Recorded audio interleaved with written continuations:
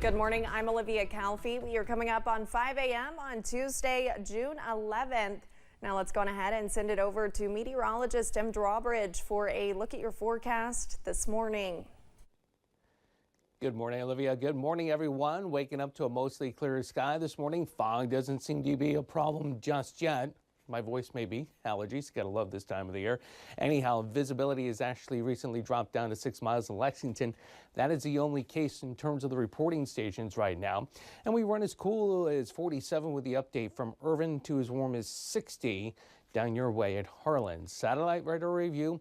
Dry air continues to settle in across the region, courtesy of high pressure moving in from the west and northwest. And we've got a spectacular day on tap, filled with lots of sunshine and gorgeous Kentucky blue sky, and a forecast high later this afternoon up close to 75. Heat and humidity are coming back. When in full, right? Details with the First Alert 7-day forecast coming up in just a few moments. Olivia? All right, Tim, thank you. A bridge connecting one community in Letcher County to a state highway suddenly closed, creating some concerns for folks living in the Blackie area. WYMT's Chandler Wilcox tells us how the bridge closing impacts several things. The Blackie Bridge has been the most simple way into town since 1930. Officials with the road department closed it down last week. Community members say it was an unpleasant surprise. It was close, I think, to panic. One of our neighbors immediately canceled all of her medical appointments because she doesn't drive River Road. River Road is considered an alternate route, a narrow way with a ditch or drop-off on either side. The Cornets say it also adds a lot of time traveling anywhere. This is a map of our 20-mile drive to the post office.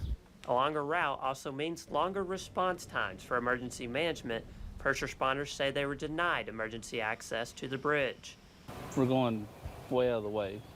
We've responded to stuff down here in less than 8 minutes. That time's going to jump from anywhere from 25 to 30 minutes. The responders say that time could be a matter of life or death.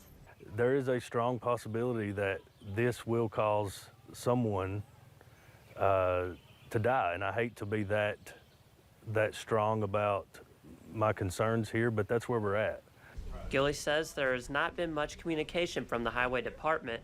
Officials with KYTC told WYMT they are unsure of when repairs will be complete, but they say crews have been working on open roadways to help.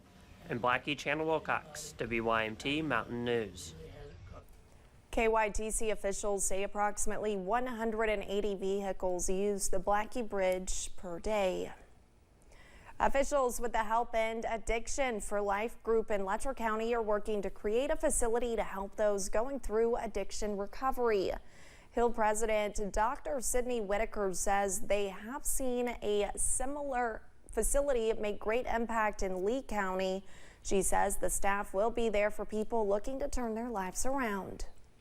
Staff will primarily be those who are in recovery themselves. So they'll be able to reach out and say, hey, I've been where you are and you can get out of this whenever you're ready. Whatever point you're at, I'll help you. So if that's just warming you up something in the microwave or referring you to treatment, I can do either one. So that's kind of going to be the goal for those that are there working for us and helping us out with making that initial contact. Dr. Whitaker says with overdose death rates decreasing both statewide and in the county, they hope this will help further decrease those numbers. Highlands ARH Medical Center is celebrating its newest expansion, cutting the ribbon on its new Level 2 NICU. WYMT's Buddy Forbes shares more about the program and the partnership that helped plan it. Appalachian Regional Healthcare is expanding its focus on family. There has been a need for having a real focus on women and babies and children. Partnering with UK Healthcare by cutting a ribbon to cut out some concerns for babies born in the mountains. Babies that we can't care for here can be sent there. Babies who don't need the kind of care that they provide can come back here. And with the actual goal of keeping babies in the community and keeping them closer to their families. Highlands ARH celebrated the grand opening of its new neonatal intensive care unit Monday, providing a Level 2 NICU to parents and babies identified in high-risk pregnancies or deliveries. a place where hope and healing come together. I can't imagine the stress that some of our moms have to deal with when they hear they're going to have a high-risk delivery, and the thought of having to go to Lexington or Charleston. With state and local leaders saying it is all about access, keeping families together and healthy. Maybe for a month, it may be a year that attention is needed. So to continue to see quality, accessible health care come to our people here in the mountains. Without leaving home. And our people have earned it, they deserve it, and today is really, I think, signifies the advancements that are being made in health care, and it signifies that our people matter too. In Floyd County, Buddy Forbes, WYMT Mountain News.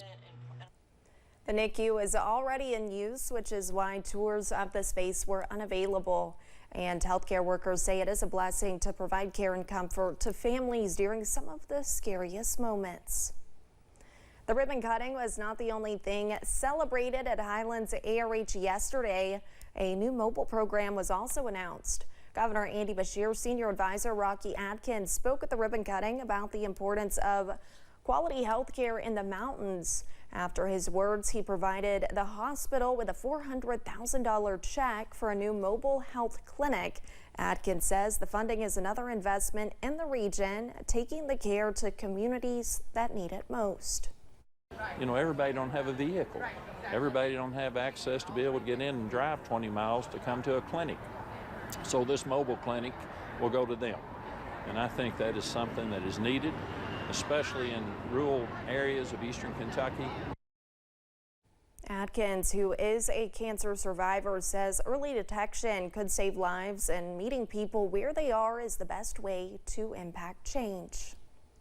And thanks for getting your day started with us here on Mountain News this morning. Still to come, traveling for taste buds is becoming more popular, with some people even going overseas for a bite to eat. All right, we wake up this morning, fog isn't an issue. Really, right? Well, it could be a little bit of a problem in a few spots. Otherwise, it looks like a lot of sunshine, and boy, are we gonna get hot and humid. All the details with your First Alert 7-day forecast coming up right after this.